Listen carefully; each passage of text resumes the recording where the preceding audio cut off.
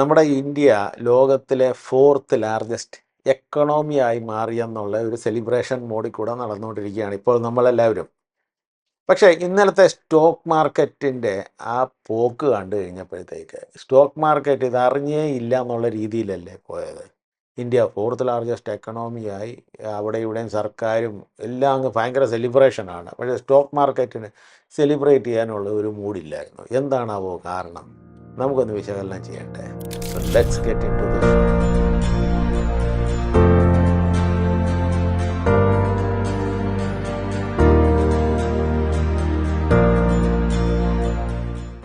അത് ഓരോരുത്തരുടെ പേഴ്സണൽ വീക്ഷണം ആണെന്ന് പറഞ്ഞാൽ പോലും എനിക്ക് സത്യമായിട്ടും ഇന്ത്യ ജപ്പാനെ മറികടന്നെന്നുള്ള ഒരു കാര്യം നോക്കിക്കഴിഞ്ഞപ്പോഴത്തേക്ക് അത് വലിയ സെലിബ്രേഷനായിട്ട് ചെയ്യുവാനുള്ള ഒരു മോട്ടിവേഷൻ ഇല്ല.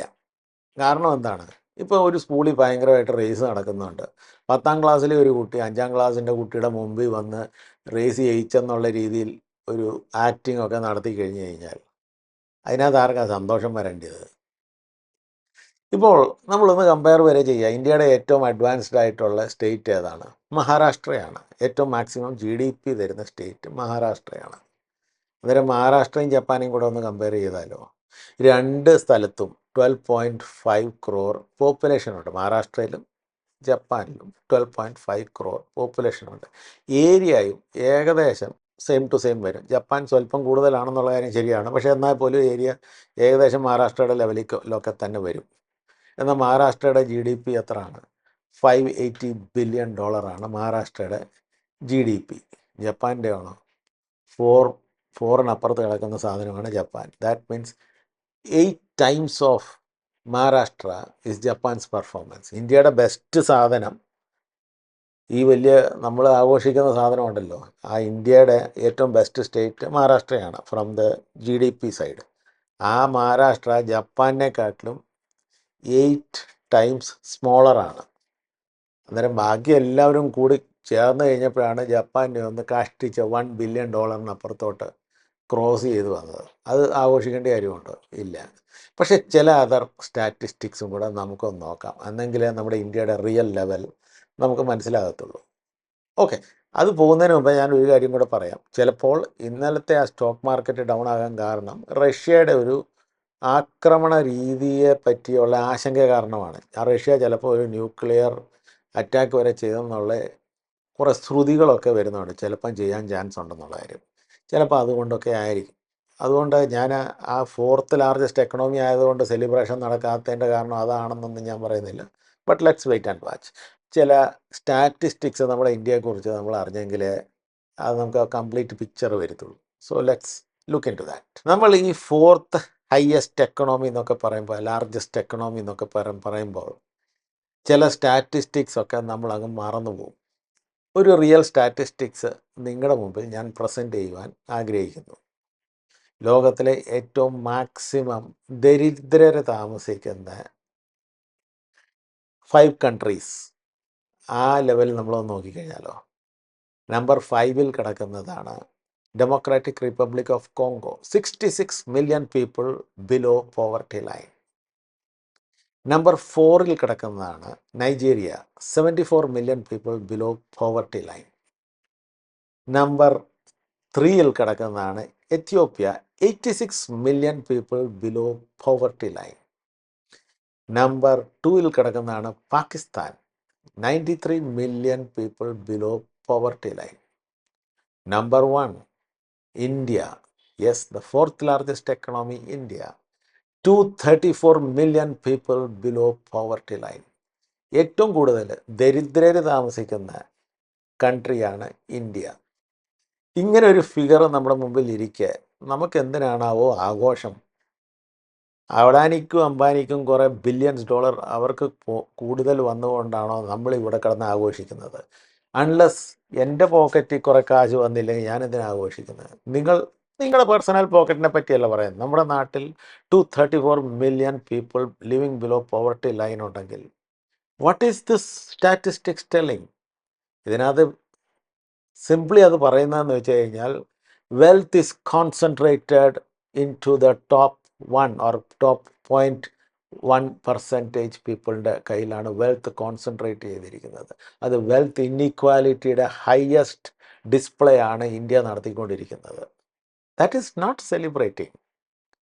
ഇൻഫാക്ട് അത് വളരെ ഷെയിംഫുള്ളായ ഒരു ഡേറ്റ കൂടെയാണ്. സ്റ്റാറ്റിസ്റ്റിക്സ് നമ്പർ 2, ലോകത്തിലെ ഏറ്റവും പുവറായിട്ടുള്ള ഒരു റീജിയനാണ് സൗത്ത് ഏഷ്യ എന്ന് പറയുന്നത്. മേ ബി ആഫ്രിക്കയിലെ ചില റീജിയൻസിനെക്കാട്ടിലൊക്കെ ഭേദമായിരിക്കും. പക്ഷേ ജനറലി സൗത്ത് ഏഷ്യ എന്ന് പറയുന്ന സ്ഥലം ലോകത്തിലെ ഏറ്റവും പുവറായിട്ടുള്ള റീജിയൻസിൽ പെടുന്ന സ്ഥലമാണ്. അപ്പോൾ ഈ ലോകത്തിലെ ഏറ്റവും പുവറായിട്ടുള്ള റീജിയൻസിൽ പെടുന്ന സ്ഥലമായ സൗത്ത് ഏഷ്യയിൽ ഇന്ത്യ ഈ മൂക്കില്ല രാജ്യത്ത് മുറിമുക്കൻ രാജാവ് എന്ന് പറയുന്ന പോലെ വാണരുളുകയാണ്.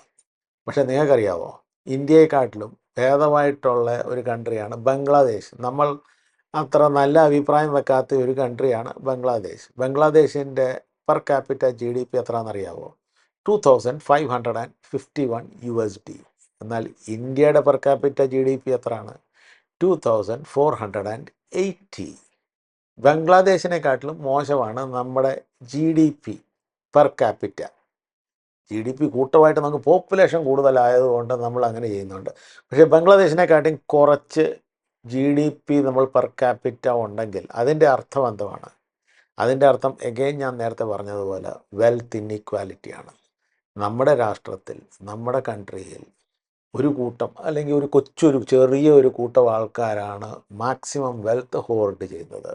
ബാക്കി എല്ലാവരും ആ പാവപ്പെട്ടവരുടെ രീതിയിൽ അങ്ങ് ദേ ആർ വെരി പുവർ, ആ രീതിയിലാണ് വന്നുകൊണ്ടിരിക്കുന്നത്. അല്ലെങ്കിൽ ബംഗ്ലാദേശിൽ ഒരു ഫോർബ്സ് ടോപ്പ് 50 ബില്യണയർ ഉണ്ടോ? ഇല്ല. നമ്മുടെ ഇവിടെ എന്താ അഡാനി, അംബാനി, പിന്നെ ടാറ്റായി വന്ന് എല്ലാവരും കുറേ പേരുണ്ടല്ലോ. പക്ഷേ ഇന്ത്യയിൽ ഇത്രമാത്രം ഫോർബ്സ് ടോപ്പ് ബില്യണയർസ് ഉണ്ടായിരിക്കെ നമ്മൾ ബംഗ്ലാദേശിനെക്കാട്ടിലും താഴെ വരുന്നത് പെർ ക്യാപിറ്റ GDP. അതൊരു ഷെയിംഫുൾ സ്റ്റാറ്റിസ്റ്റിക്സ് അല്ലേ? അടുത്ത സ്റ്റാറ്റിസ്റ്റിക്സ് ശ്രദ്ധ വെച്ച് കേട്ടോണം. ഞാൻ നേരത്തെ പറഞ്ഞല്ലോ, ഏകദേശം $2500 പെർ ക്യാപിറ്റ ഇൻകം ഇന്ത്യയുടെ. ബംഗ്ലാദേശിനെക്കാട്ടിയും താഴെ കിടക്കുകയാണ്. പക്ഷേ സ്റ്റിൽ ഓക്കെ, ബംഗ്ലാദേശിൻ്റെ ലെവലിൽ തന്നെ നമുക്ക് കൺസിഡർ ചെയ്യാം.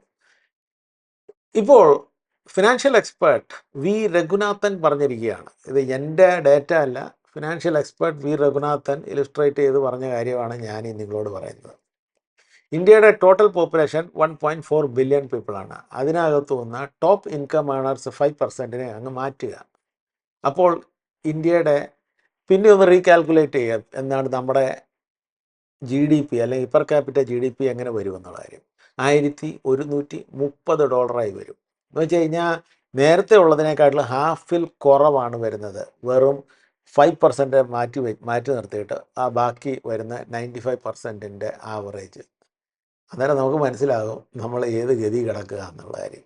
ഇപ്പോൾ 1130 എന്ന് പറയുന്ന ആഫ്രിക്കയിലെ ഏറ്റവും പുവറായിട്ടുള്ള നേഷൻസ് ഉണ്ടല്ലോ, സെനഗൽ, കാമറൂൺ, ഇങ്ങനെയൊക്കെയുള്ള നേഷൻസ്, ആ ലെവലിലാണ് ഇന്ത്യ വന്ന് സെറ്റ് ചെയ്ത് വന്നിരിക്കുന്നത്. അപ്പോൾ നമുക്ക് ഇനിയും സെലിബ്രേറ്റ് ചെയ്യാമല്ലോ, നമ്മൾ 4th ലാർജസ്റ്റ് എക്കണോമിയാണെന്ന് പറഞ്ഞിട്ട്. അടുത്തൊരു സ്റ്റാറ്റിസ്റ്റിക്സ്, അതും രസകരമായ സ്റ്റാറ്റിസ്റ്റിക്സ് ആണ്.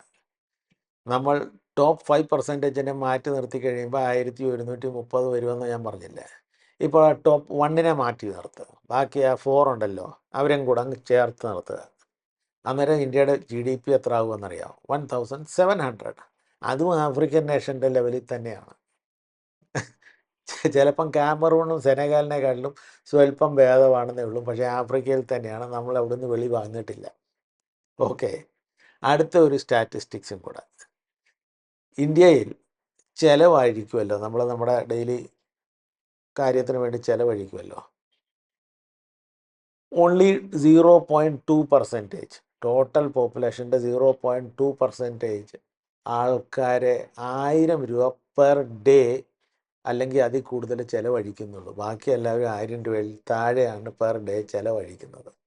അത് വേറെ ഒരു രസകരമായ സ്റ്റാറ്റിസ്റ്റിക്സ് ആണ്. 1000 രൂപ എന്ന് വെച്ച് കഴിഞ്ഞാൽ ഡോളർ ടേംസിൽ വെറും $10-12, അതിൽ കൂടുതൽ ചിലവഴിക്കുന്നില്ല.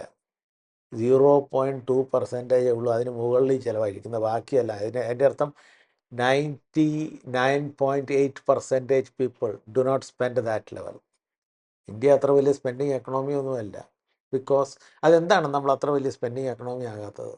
കാരണമെന്ന് വെച്ച് കഴിഞ്ഞാൽ നമ്മുടെ കയ്യിൽ സർപ്ലസ് കാശ് ഇല്ല, അങ്ങനെ ചുമ്മാതെ ഒത്തിരി കാര്യത്തിന് ലക്ഷറിക്ക് വേണ്ടി ചിലവഴിക്കുന്നത്. ചിലപ്പോൾ നമ്മൾ പേഴ്സണലി ഇച്ചിരി ലക്ഷറിയൊക്കെ ആയിട്ട് ജീവിക്കുന്നുണ്ടായിരിക്കും, പക്ഷെ നമ്മൾ ഓർത്തോണം, നമ്മുടെ നാട് ഇന്ത്യ ഇപ്പോഴും ഒരു അർബനൈസ്ഡ് കൺട്രി അല്ല. നമ്മുടെ കേരളം ഇച്ചിരൂടെ അർബനൈസ്ഡ് ആണെന്ന് പറഞ്ഞാൽ പോലും ബാക്കി ഭാഗം നോർത്ത് ഇന്ത്യയിൽ പല കാര്യങ്ങളും ദേ ആർ സ്റ്റിൽ റൂറൽ. അവരുടെ ആ രീതിയിലാണ് അവരുടെ ചിലവ് പോകുന്നത്. പിന്നെ വേറെ ചില രസകരമായ സ്റ്റാറ്റിസ്റ്റിക്സും കൂടെ നിങ്ങൾ കേൾക്കാതെ പോകരുത്. 34% ഭാരതത്തിൽ 34% ആൾക്കാർക്ക് ഒരു ദിവസം 100 രൂപ ശമ്പളം പോലും കിട്ടുന്നില്ല. 100 രൂപ ശമ്പളം പോലും കിട്ടുന്നില്ല. ദാറ്റ് ഈസ് $1.2 പോലും ശമ്പളം കിട്ടുന്നില്ല. പെർ ഡേയുടെ ശമ്പളമാണ് ഞാൻ പറയുന്നത്. 1 ഡേ 100 രൂപ പോലും ശമ്പളം കിട്ടുന്നില്ല. 47.3% ഒരു ദിവസം 200-ൽ കുറവ് അവർ ശമ്പളം വരുന്നുള്ളൂ.